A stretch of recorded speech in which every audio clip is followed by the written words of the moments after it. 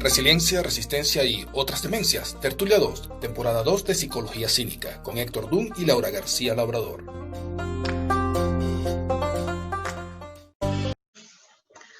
Buenas noches, queridos cineescuchas y mi querido Héctor Dunn desde Chile. ¿Y cómo está Laura García desde México? Aquí vamos, resistiendo. Resistiendo, caramba. Ya vamos a hablar de eso.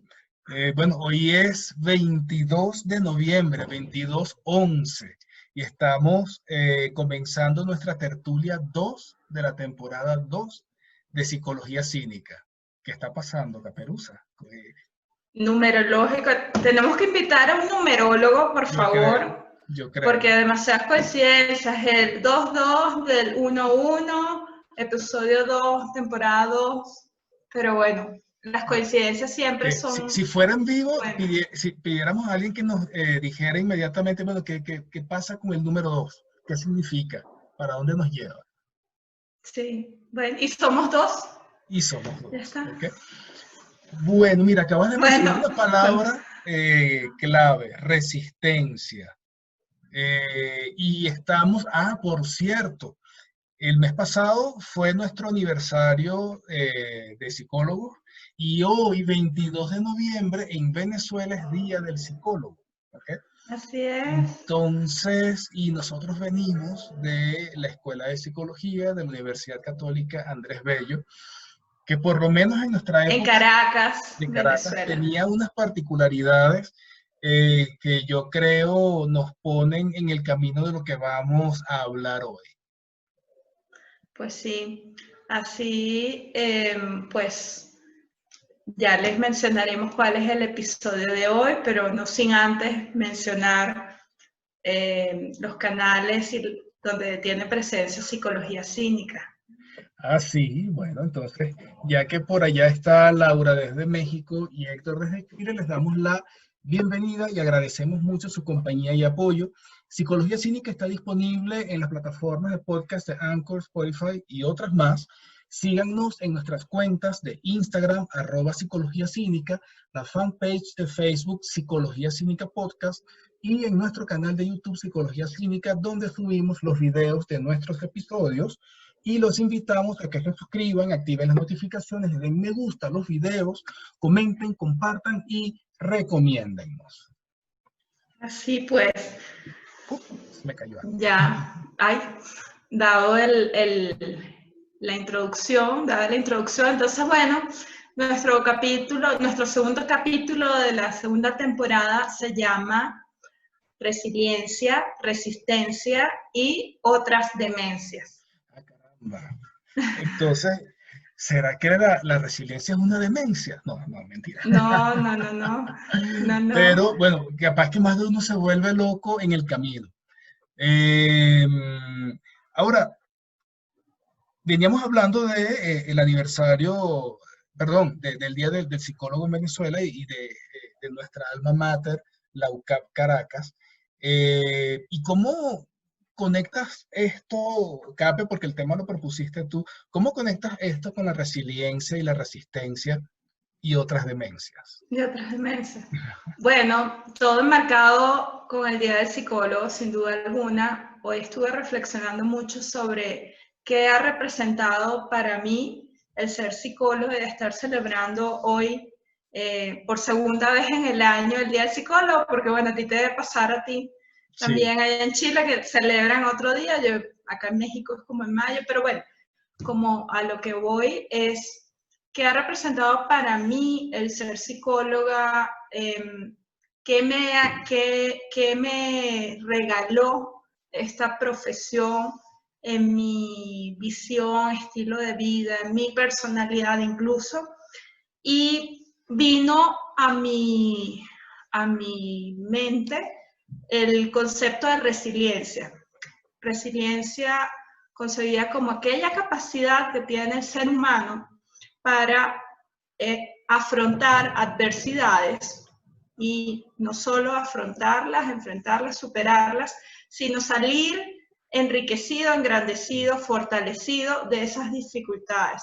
Y es una habilidad privilegiada en la raza humana, una habilidad adaptativa asociada con una alta capacidad intelectual, una alta capacidad de adaptación, porque implica el no quedarse clavado en el hoyo de la dificultad y sumirse en la depresión, en el lamento o,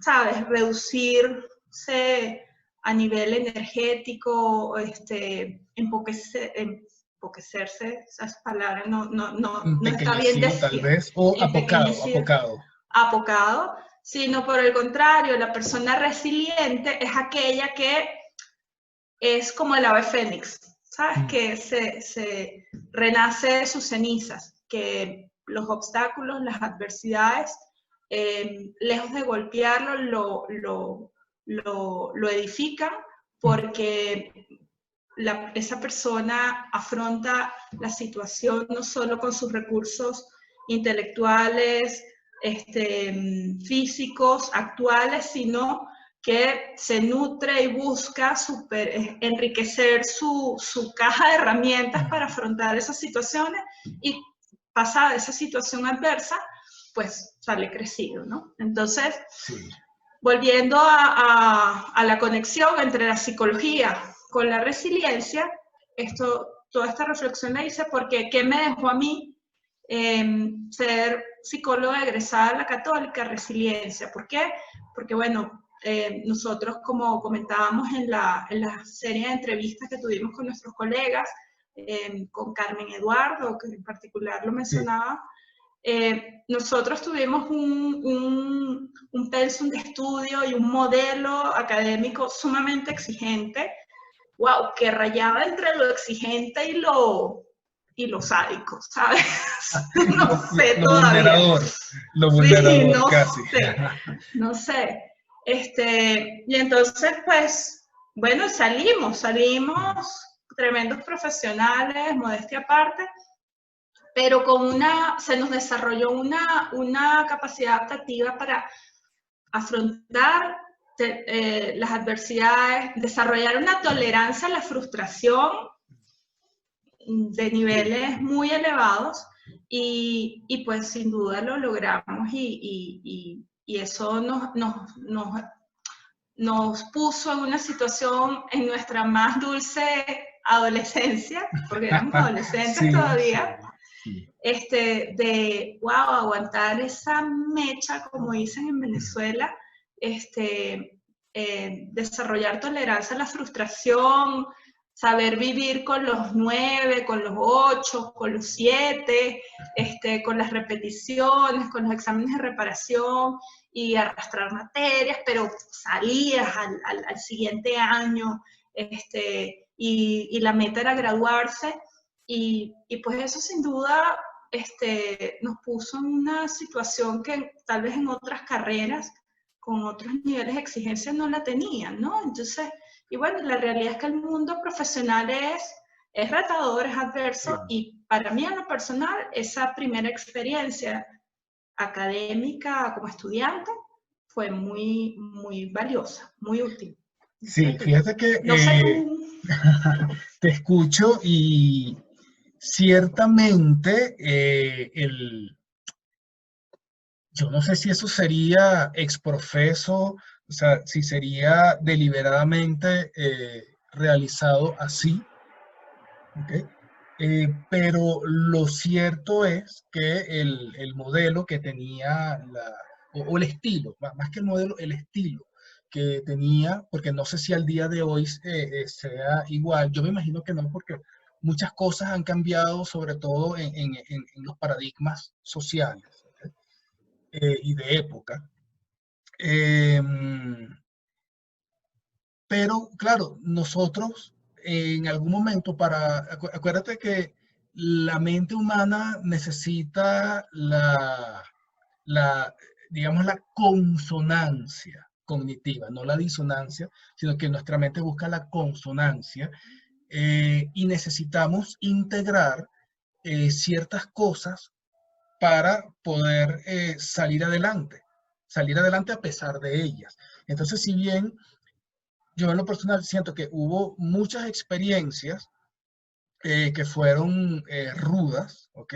Dentro de ese paso por la escuela de psicología de la UCAP, al final uno termina valorándolo y diciendo, no, pero es que tiene que ser así. ¿Ok? Ahora, ¿qué pasa? Esa es nuestra mente en búsqueda de consonancia para no caer en, en la demencia. O sea, estamos hablando hoy de resiliencia, resistencia y otras demencias. Entonces, resistimos, sí, resistimos bastante. ¿Ok? Recuerdo nuestra colega Carmen Eduardo, que está viviendo en Sao Paulo. Ella, yo recuerdo que hace muchos años ella dijo que la gran conducta reforzada por la Escuela de Psicología en todos nosotros era la persistencia. Era la capacidad de persistir. De repente no se graduaba el más, o sea, necesitaba ser inteligente, sí, pero a lo mejor no se graduaba el más inteligente, sino el que había tenido la disposición, la actitud, la energía para mantenerse a pesar. La disciplina. Disciplina es otro concepto asociado. Yo no sé si yo tenía la disciplina, pero persistencia sí. Ahora, y más recientemente, Carmen también hablaba acerca de la resiliencia, de que nosotros éramos resilientes porque habíamos sido capaces de resistir mucho. Y ahí yo me detengo, pego un frenazo duro, porque realmente el concepto de resiliencia tiende a confundirse con muchas cosas, ¿ok? Y yo quiero aprovechar hoy la oportunidad también para aclarar un poco todo esto de qué realmente significa resiliencia, ¿no? Y si hay un solo significado. Por otra parte, yo no puedo dejar de incorporar mi experiencia profesional más reciente, la que me ha tocado desempeñar mientras he vivido en Chile en los últimos 6 años, ¿okay? Y es que trabajando en el área de protección de derechos y en terapia de reparación de vulneraciones graves de derechos, hago un paralelismo, si lo podemos llamar así, una analogía,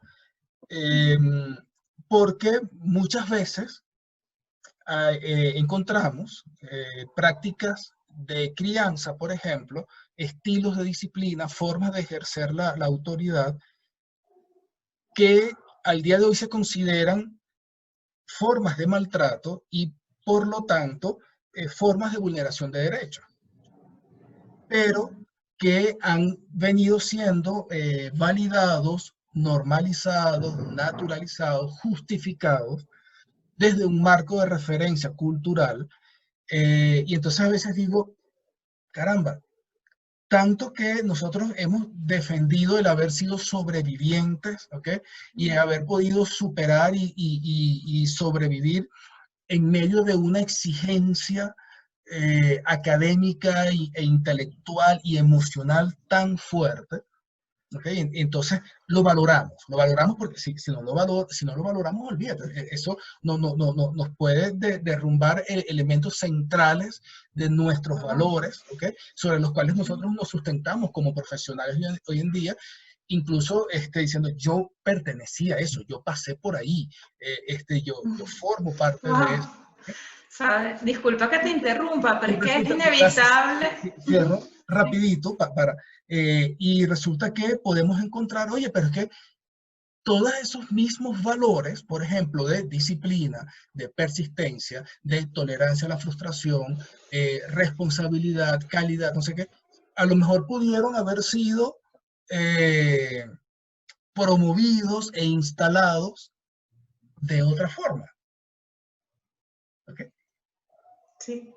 Entonces, y yo sí creo que en los últimos años la Escuela de Psicología de la UCAP Caracas ha hecho unos cambios en ese sentido, sin perder la calidad, pero sí abordando el acto educativo y transmitiendo, por ejemplo, los valores ignacianos y los valores sociales de otra forma. Sí, sí, y aquí la línea es una línea delgada de la resistencia con la resiliencia, o sea, a ver, la resiliencia, veamos como en flujo de proceso, que va primero, que va después, entrada, proceso, salida, ¿no? Entrada, pues situación adversa, reto, el proceso, la herramienta, la persistencia.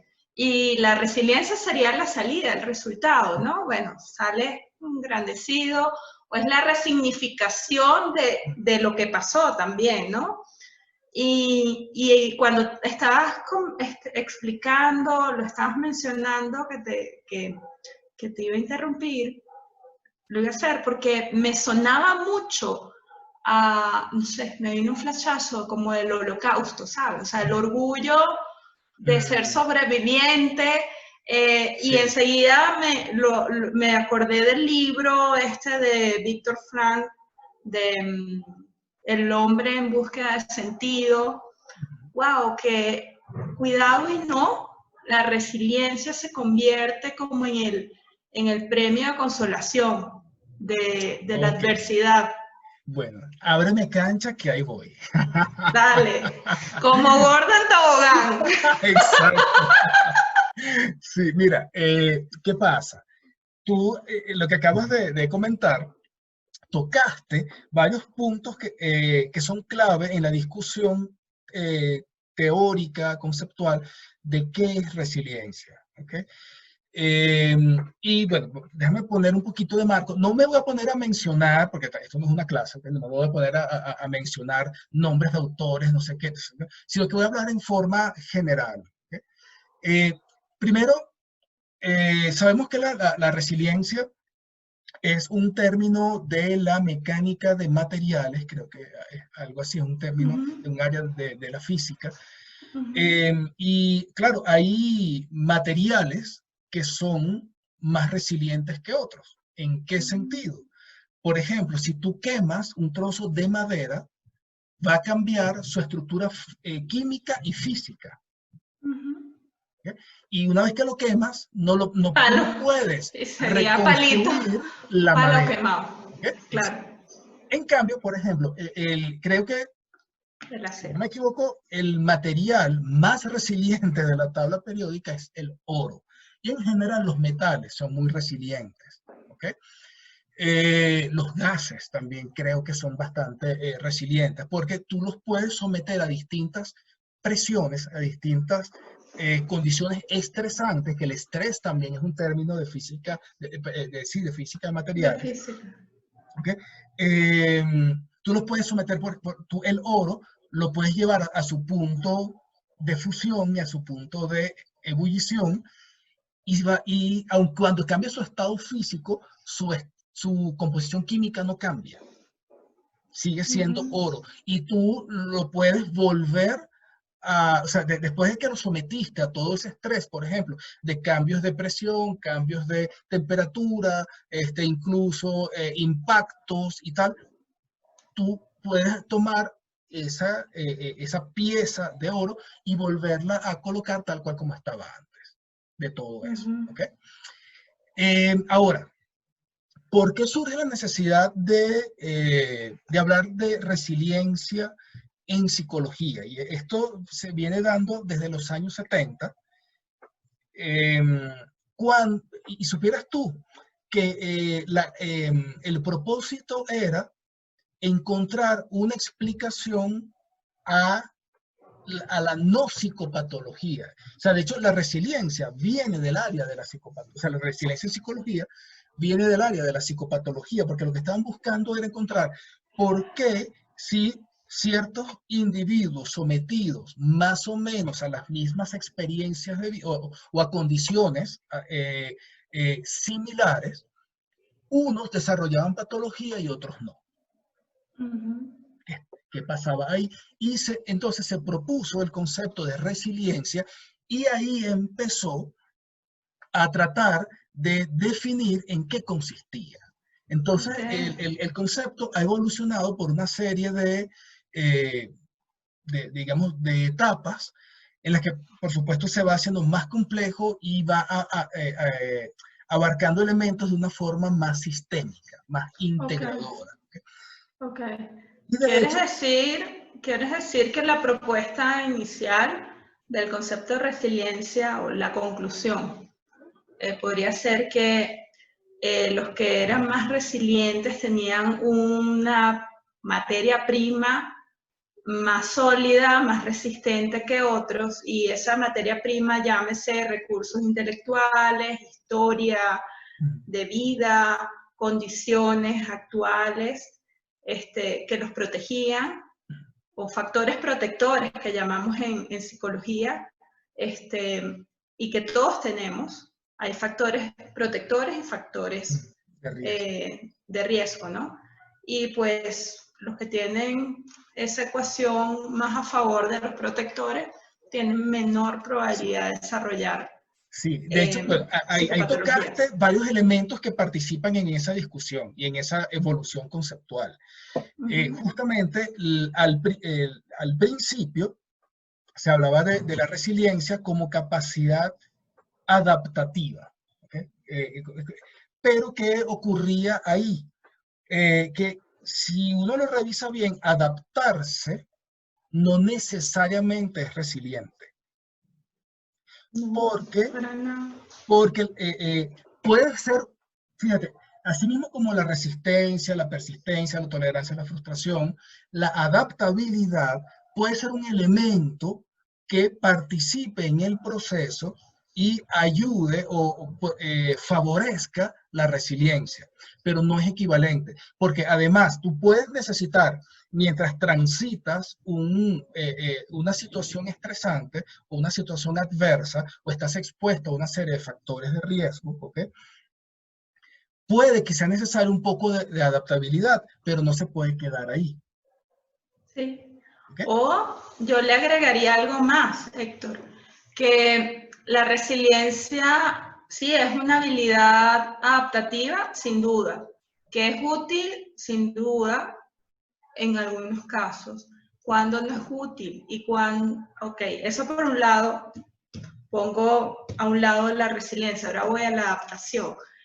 Que el ser humano, las personas tenemos que ser adaptables, sí, pero ¿nos tenemos que adaptar a todo? No, no. Y es allí donde viene, para los sin escuchas, una perla muy valiosa, que depende de la situación, depende del valor adaptativo de la situación, que valga la pena adaptarse o no adaptarse, porque aquí, si todo indica que es una situación nociva, pues allí el ser adaptativo es ser patológico, y acá viene nuestro tercer concepto del título de la demencia, o sea, el adaptarte a una situación de riesgo negativa y ser resiliente y superviviente de esa situación, pues no le suma nada al mingo, pues, o sea, entonces no estás creciendo, estás empoqueciéndote, y eso es una demencia, o sea, allí ya hay conductas patológicas que, bueno, ya explicaremos. Ahí viene efectivamente otro elemento que participa en la resiliencia, y es que, ojo, adelantándome, la resiliencia, vamos a ir encontrando que no es el resultado, sino que se habla de la resiliencia como el proceso completo, ¿okay?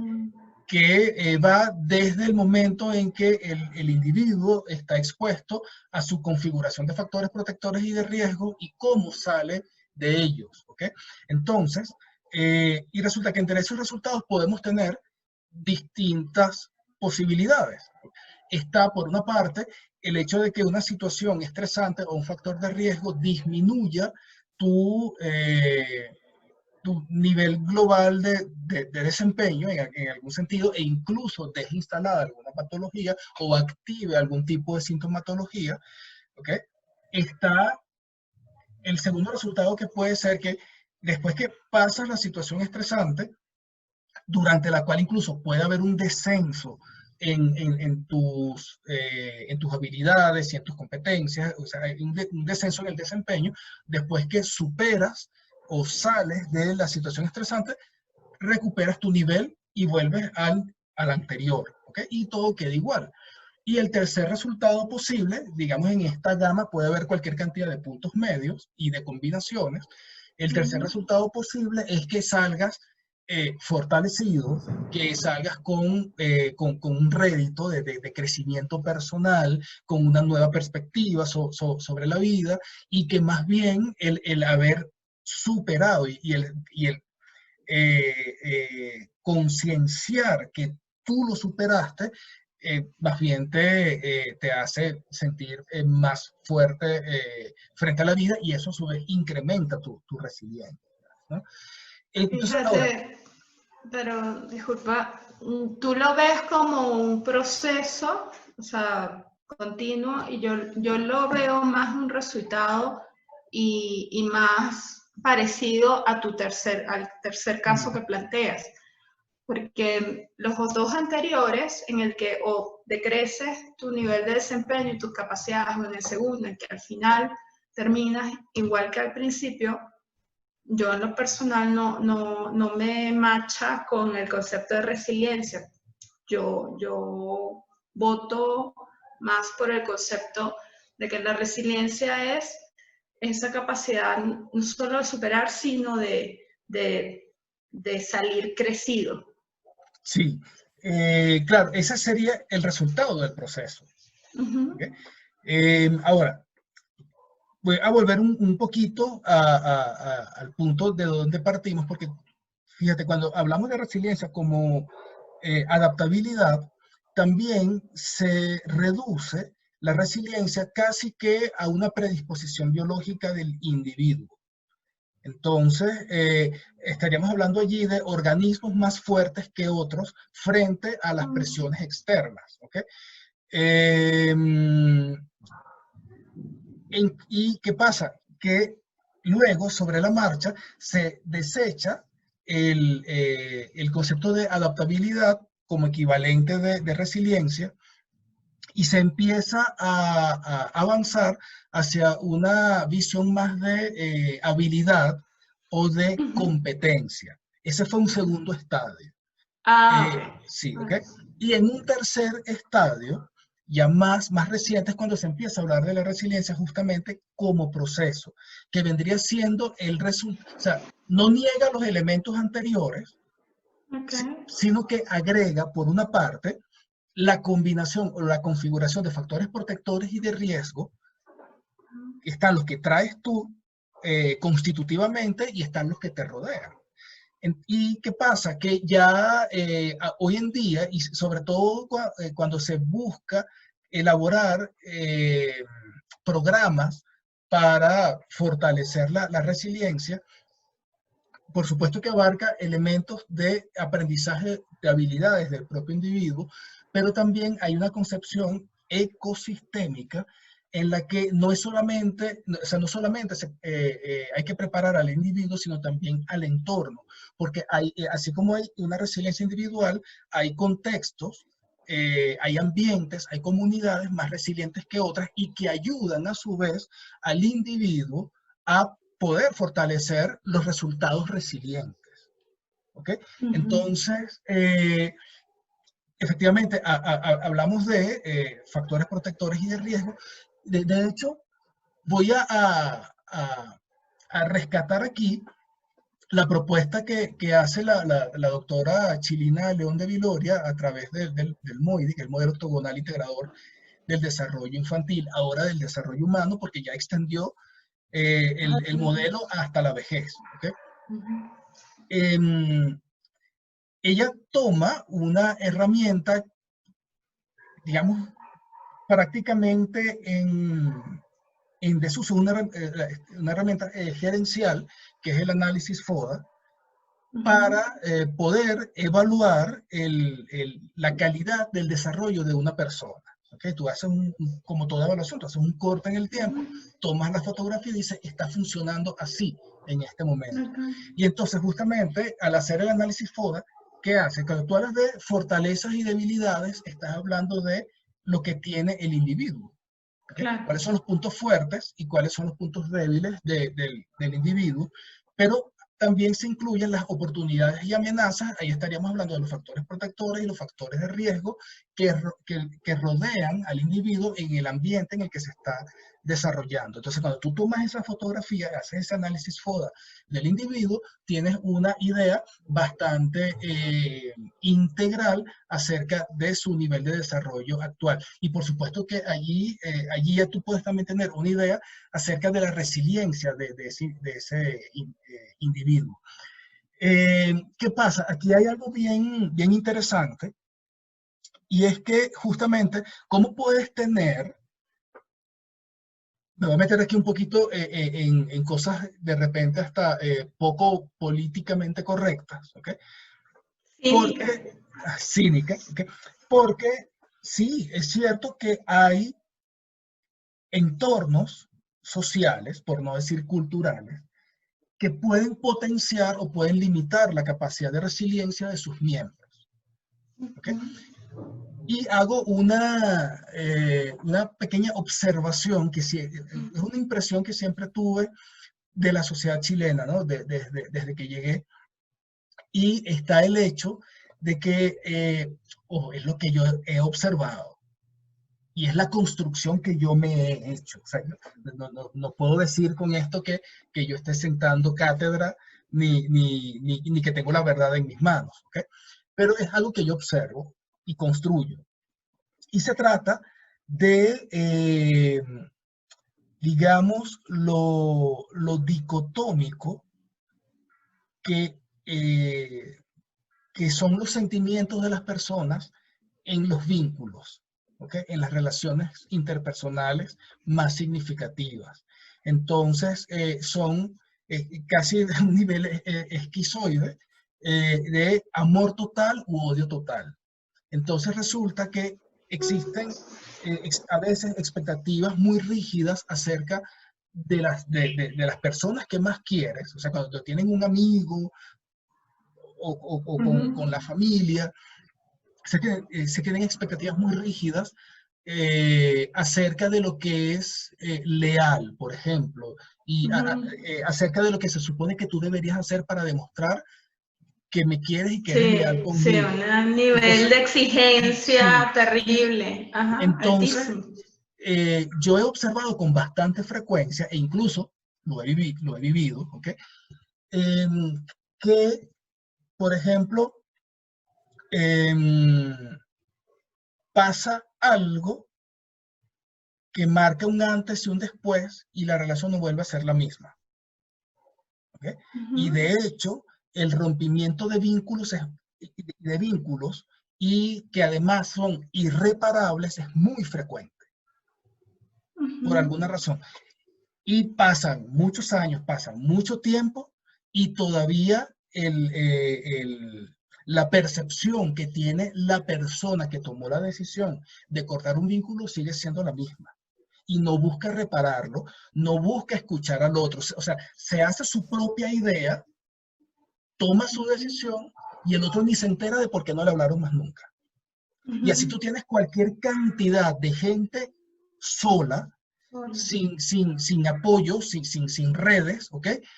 Por alguna cosa que pasó alguna vez y que probablemente pudo haber sido conversado, perdonado, corregido, qué sé yo. ¿Okay?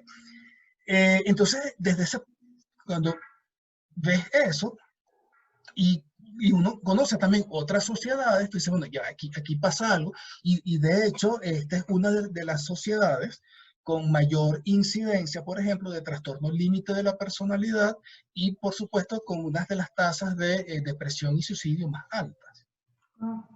¿Okay? Entonces, ahí estamos viendo cómo la capacidad de resiliencia del entorno, por supuesto, también puede potenciar o puede limitar la resiliencia individual. Entonces, ahí es donde tú dices, bueno, ajá, si esto se llegase a medir y se caracteriza, ¿ok? Metodológicamente, o sea, con metodología dura, se podrían tomar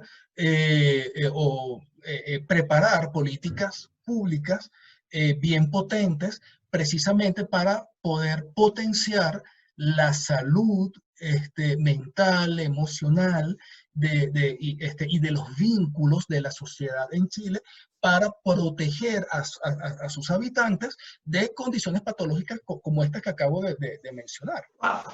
Wow, pero es complicado, o sea, barajéamelo, sí. O te lo barajeo a ver si te seguí. A ver, es que son como varios dilemitas, ¿no? Si te entiendo bien, este ejemplo que trajiste a la conversión se pudiera concluir que el nivel de resiliencia social, comunitaria, de entorno en Chile, de acuerdo a tu percepción, es muy baja, de esas que, pues, me hiciste esto, mi estándar es así, no te la perdono, te hago la cruz, rompo. Y así, o sea, y la suma de todas esas bajas resiliencias individuales forman la resiliencia social, de entorno social, pero también el dilema de que es primero el huevo o la gallina, porque si es un sello cultural de la cultura chilena, entonces es que la cultura está así, influye al individuo. O sea, es un ciclo ahí que no sabría cómo saber cuál es la causa raíz o el origen del tema. Sí. Es así. Ahora, entonces lo refuerza y lo condiciona. O sea, ahora, si no tienes esa baja resiliencia, el entorno te condiciona a que la tengas, a que la desarrolles, ¿sí? Ajá. Si alguien es resiliente, antiparabólico, pero el entorno no lo es, lo influye, lo condiciona a que vaya desarrollando esa baja resiliencia. Ahora, pero ahí se puede dar el caso que efectivamente tú vas a encontrar siempre islas, ¿ok? Y por supuesto que las diferencias individuales y la variabilidad siempre la vamos a encontrar, ¿okay? Claro. Entonces tú puedes a lo mejor encontrar personas que forman su burbuja o buscan conectarse con quienes tengan una visión de vida un poco diferente. Claro. Ahora, claro. En contraparte, mira lo que pasa también en Chile.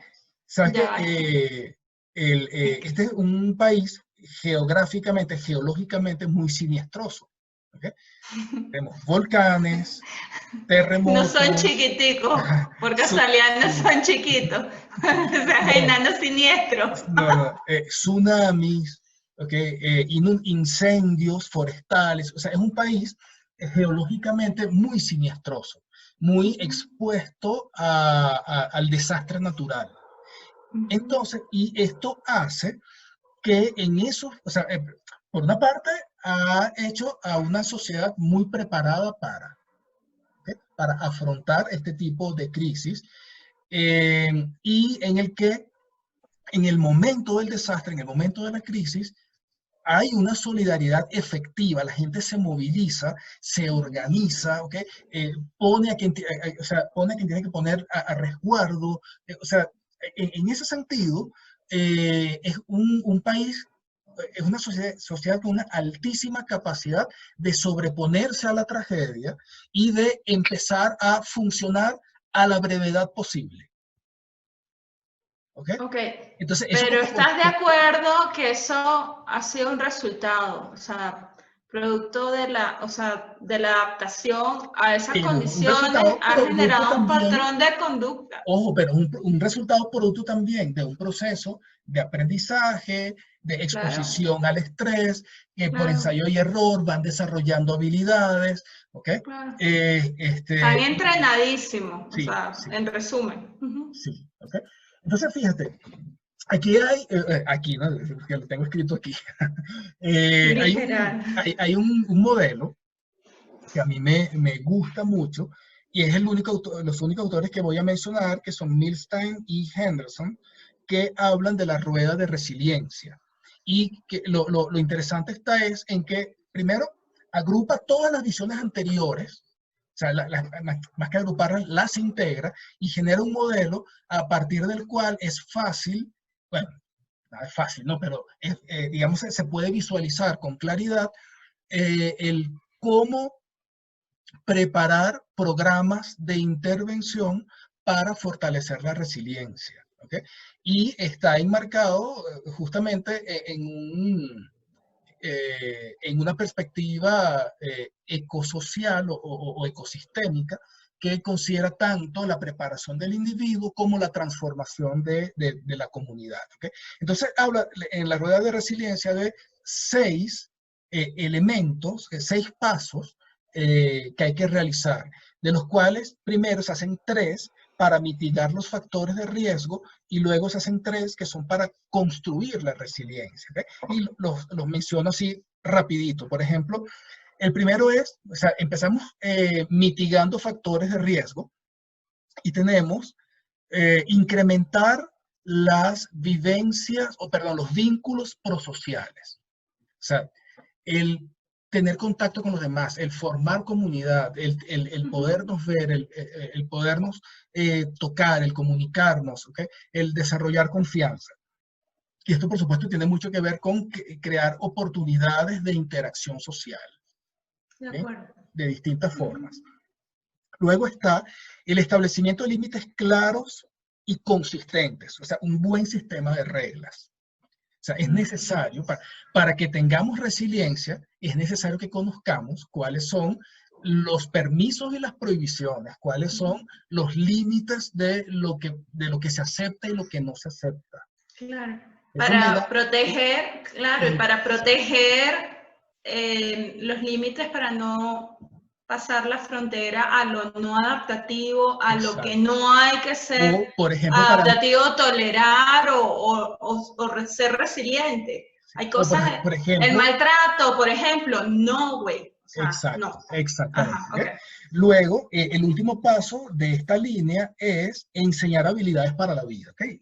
Entonces, aquí viene la potenciación de recursos.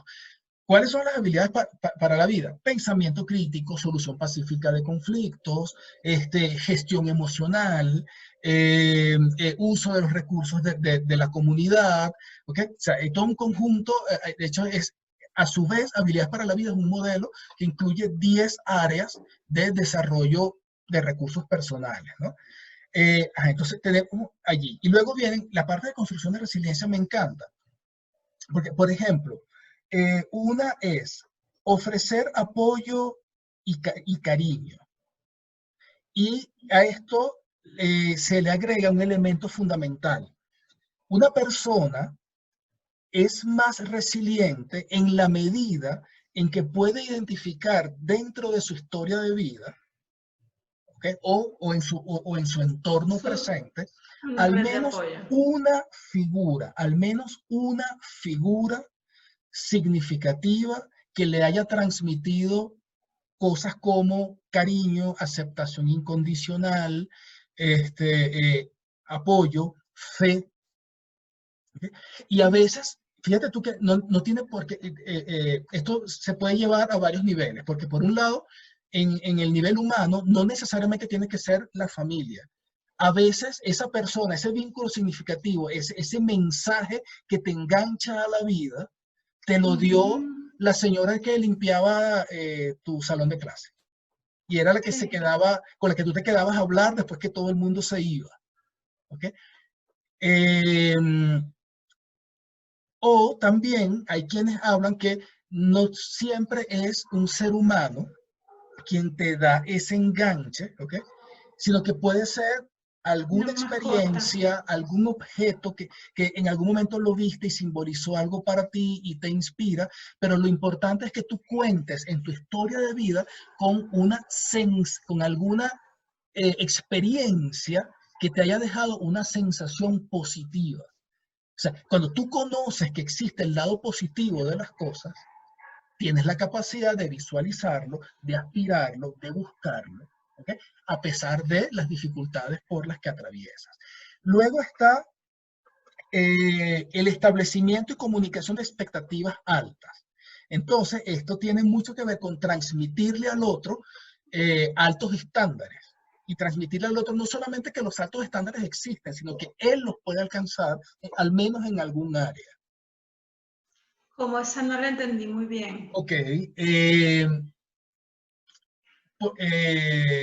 Por ejemplo, una cosa, fíjate tú la diferencia que puede haber entre una sociedad o un entorno, una comunidad que sea conformista, o sea, que se quede en estándares bajos en comparación con una sociedad que inspire estándares más altos, más elevados. ¿Okay? Entonces, claro, cuando tú tienes una comunidad o una sociedad con personas que pueden inspirarse, que pueden pensar más alto, ¿okay? Y aspirar a que pueden ir más allá, eso a su vez fortalece la posibilidad de ser más resiliente.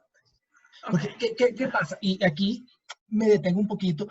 Cuando yo he trabajado con mis niños que han sido víctimas de vulneraciones de derechos, me he dado cuenta que una de las cosas que más necesito que aprendan es que los problemas pasan, que la solución existe y que a lo mejor tú en este momento, hay cosas que las ves imposibles.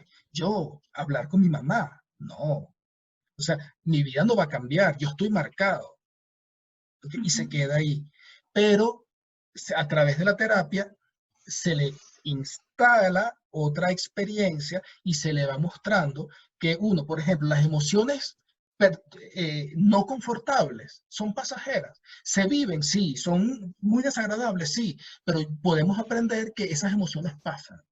Entonces, como yo sé que pasan, sé que en este momento estoy muy triste o tengo mucho miedo, pero sé que aunque me siento así, pasado un tiempo puedo sentir otras cosas. ¿Okay? Entonces, es tener visión prospectiva, tener capacidad de saber que otro escenario de vida o que otros estándares son accesibles, que son posibles y que los puedo alcanzar. ¿Okay?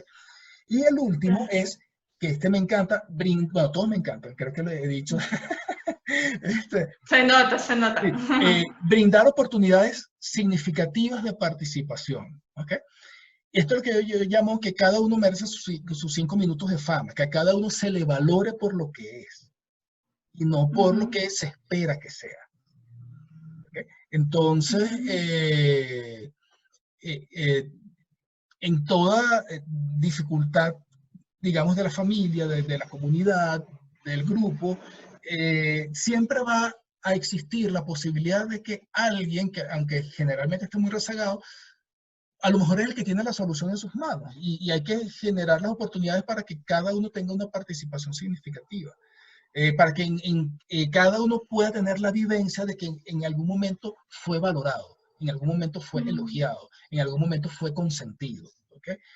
Y así. Entonces, digamos así como de manera bien, bien genérica, un poco acerca de esto de la resiliencia. Entonces, ahora yo tengo una pregunta. O sea, queda claro, como redondeando ideas y sacando conclusiones para ya irnos aproximando al cierre y entregar una comprensión más redondeada, ¿no? Podemos concluir que la resiliencia puede ser vista como un proceso o como el resultado, dependiendo del nivel de resultado posterior a la situación estresante, que puede ser a un nivel, si quedas por debajo de como comenzaste, pues no fue adaptativo, fue traumático, generó una huella, un efecto negativo. El segundo nivel, si terminaste como comenzaste, antes de comenzar la situación, fue adaptativo, bueno, pasó el temblor y, bueno, y todo vuelve a la normalidad. Un tercer nivel, que es el advance, el pro, es, bueno, llegaste a lo superaste y quedaste mejor, ¿ok? Así como bien, bien sencillote la simplificación, ¿no?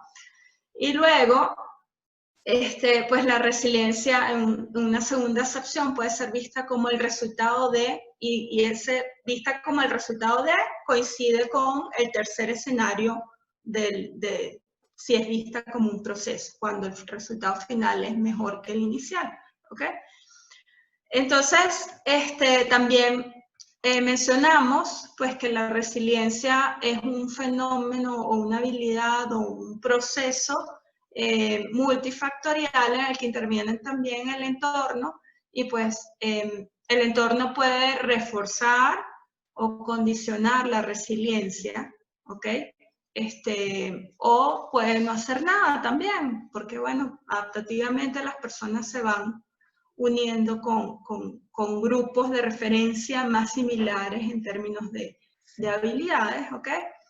Y pero en conclusión, la resiliencia sí se puede, bueno, y la otra conclusión importante es que sí es una habilidad adaptativa muy valiosa, en general para aplicarla en distintas situaciones, pero no en todas. O sea, no es condición obligatoria que para todo tengo que ser resiliente, porque si no, puedes caer en el riesgo de no ser adaptativo y lejos de ser adaptativo es dañino y aquí ya raya en conductas patológicas y dañinas, ¿no? Entonces, pero Mira, sí súper interesante eso que dices. Y es que, a ver, en cierto momento del proceso no estamos obligados a ser resilientes. Y, ojo, y aquí justamente viene parte de la confusión que puede haber, porque muchas personas creen que resiliencia es resistencia, o creen que es no, yo soy fuerte, yo soy resiliente, yo soy fuerte, a mí nada me tumba. ¿Okay? O no puedo, tengo que ser resiliente. Exacto, tengo que, la obligación de, o personas que creen que ser resiliente es siempre tener una sonrisa frente a todo. ¿Okay? Entonces, no, si todo está bien, no, mira, acuérdate que lo que tú le dices a tu mente, eso es lo que se da, que no sé qué, y entonces viven eternamente tratando de calzar el discurso y tal, no, papá, ya va, un momento. ¿Okay? Eso se llama de otra manera, eso es defensa. Los PNL, pues, aguántense ahí un poco. Aguántalo. Los PNL. Y los coaches sí, también, ¿ok? Claro, porque allí, o sea, quedé así en la punta de la lengua, porque eso es una actitud defensiva, o sea, es un mecanismo de afrontamiento defensivo, la negación, el positivismo, todo está bien, mantra, no, mente positiva, y soy fuerte.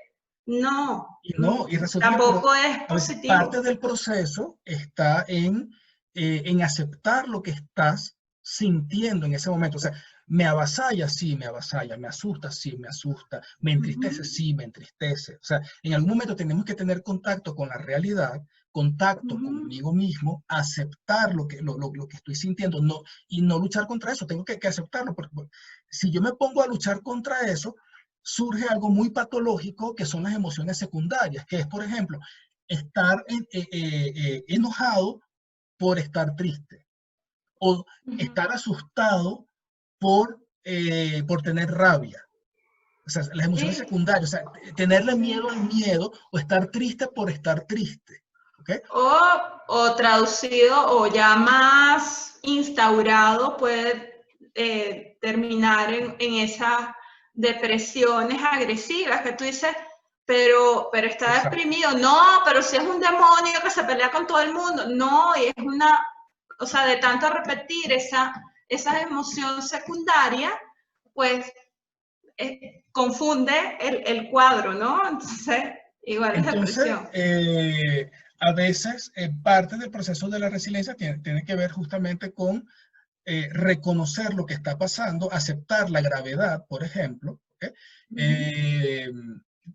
Aceptar lo que está sintiendo, porque a lo mejor yo reconocer que me siento desvalido, por ejemplo, me siento indefenso, me siento impotente, puede marcar la diferencia entre si busco ayuda o no busco ayuda. Y a lo mejor allí, exacto, la resiliencia no va a estar basada en mi habilidad para resolver la situación, sino en mi capacidad para reconocer la necesidad de ayuda externa. Y allí estaría la resiliencia. ¿Okay? Entonces, son cosas que hay que... Es que quiero traer a colación algo que tú dices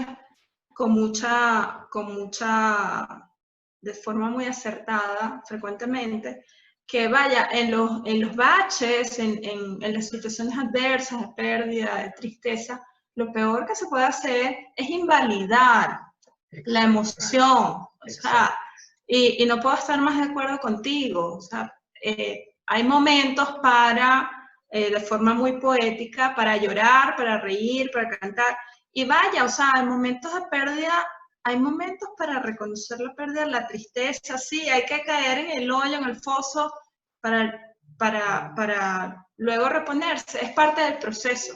Si se salta esa parte del proceso, no se cierra el ciclo y después es peor, ¿no? De hecho, hace poco estuve, bueno, sabes que nosotros aquí, las organizaciones hacen unas actividades periódicamente que se llaman cuidado de equipo, ¿ok?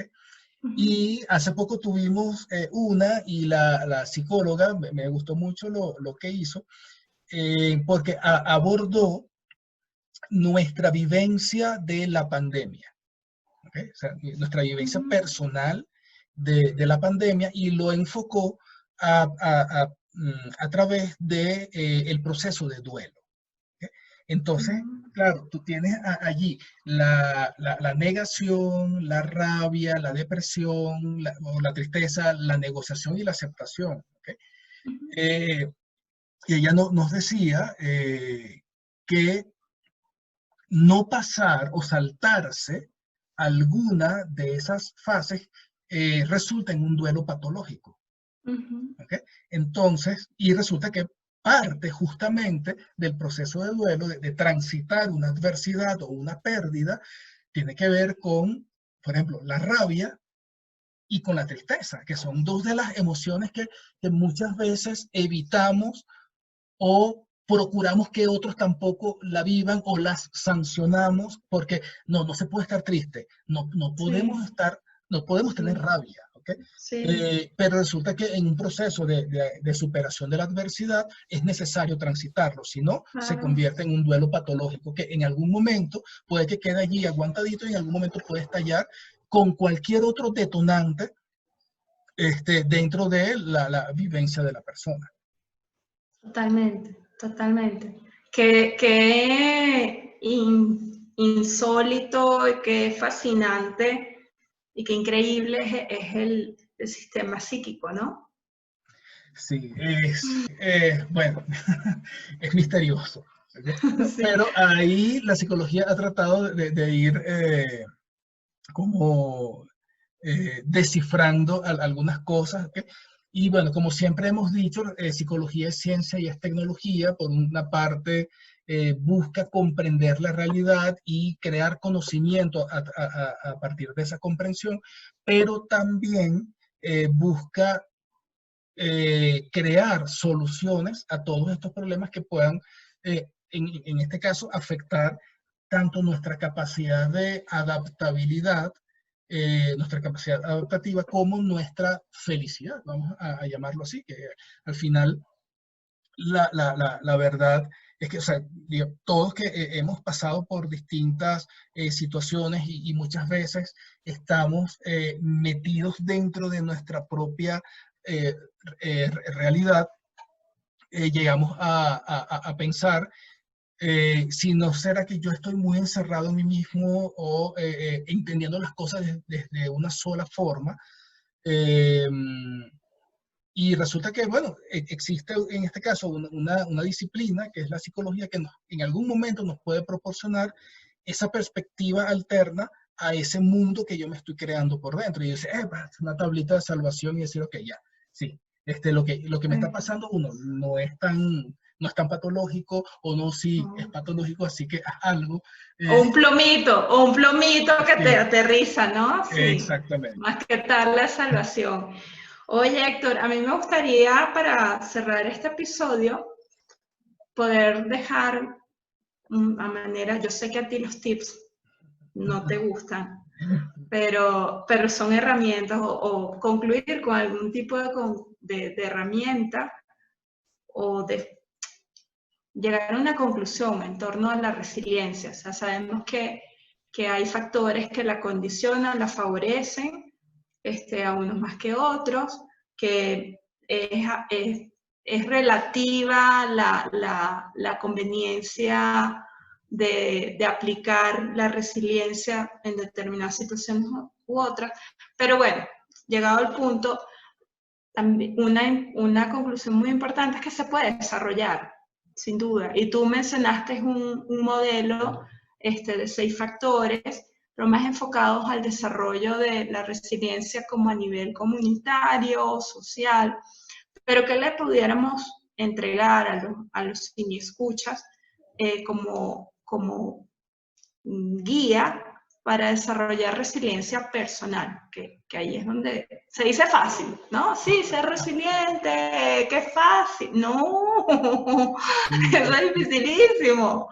Sí, mira, es que, bueno, digamos, yo creo que desarrollar la resiliencia individual es tan complejo que por eso se optó por desarrollarla desde un enfoque social. Entonces, claro, así el entorno me va a proporcionar a mí como individuo las claves para decir, pero es que ya, cuento con esto, sé que esto se puede, ¿okay? Sé que este trance es transitorio, ¿okay? Mira, yo creo... Pero aquí la realidad, ese es el modelo ideal. En honor a la complejidad de la resiliencia, que sea a nivel comunitario, pero la realidad es que no funciona así. Sí. Y mira, si esperamos que la sociedad, los gobiernos, las comunidades lo hagan por nosotros, no va a pasar. Sí. Entonces, mira, yo creo que vamos a empezar por algo bien pequeño que lo hablamos hace un rato. No sentirnos obligados a ser resilientes. O sea, es deseable, sí. ¿Okay? Pero creo que hay que primero tocar tierra y decir, frente a una adversidad no estoy obligado. ¿Okay? Porque si no tengo claro lo que significa la resiliencia, probablemente adopte una serie de actitudes o una serie de estrategias de afrontamiento que van a terminar siendo más bien contraproducentes. Entonces, en esos casos, yo creo que hasta prefiero que la gente diga, en este momento vale no ser resiliente, y capaz de que ese reconocimiento de la debilidad le permita mayor resiliencia a que si empezamos desde un principio a querer confrontar y sostenerme y no sé qué, y ser fuerte, y resulta que eso no es exactamente, eso es lo que no es resiliencia. Exacto, hacerse, como decía mi cuñada, ponerme el traje de valiente. ¡Wow! Oh my God. Pero desde el punto muy específico de toda la situación, uno puede decir, bueno, ya va, en este momento sí toca, ¿ok? Pero que no sea la disposición sistemática y constante a lo largo de todo el proceso. Claro, o sea, no ponerte el traje valiente, bien, pero wow, digo, de quedarte clavado en ese afrontamiento sin buscar otros recursos. O sea, es muy valioso y es muy valiente más bien reconocer la debilidad y la incapacidad transitoria ante determinada situación. Ya está. Y buscar la red de apoyo, los medios de apoyo para afrontar determinada situación. Exactamente. Bueno, y así concluimos nuestra tertulia 2 de la segunda temporada de Psicología Cínica, hoy 22 de noviembre de 2020. Habíamos hablado hace rato ya de el 2-2-2-2-2-2 con el 1-1. Les saludamos entonces Héctor Dunn desde Chile y Laura García desde México. Ya entonces los despedimos agradeciendo mucho su compañía y apoyo. Recuerden que Psicología Cínica está disponible en diversas plataformas de podcast como Anchor y Spotify. Síguenos en nuestras cuentas de Instagram, @psicologiacínica, la fanpage de Facebook, Psicología Cínica Podcast, y en nuestro canal de YouTube, Psicología Cínica, donde subimos estos videos. Los invitamos entonces a que se suscriban, activen las notificaciones, les den me gusta a los videos, comenten, compartan y recomienden. Entonces, otra misión cumplida, Cape. Así es. Bueno, nos despedimos. Y un abrazo. Bye. Chaito. Bye.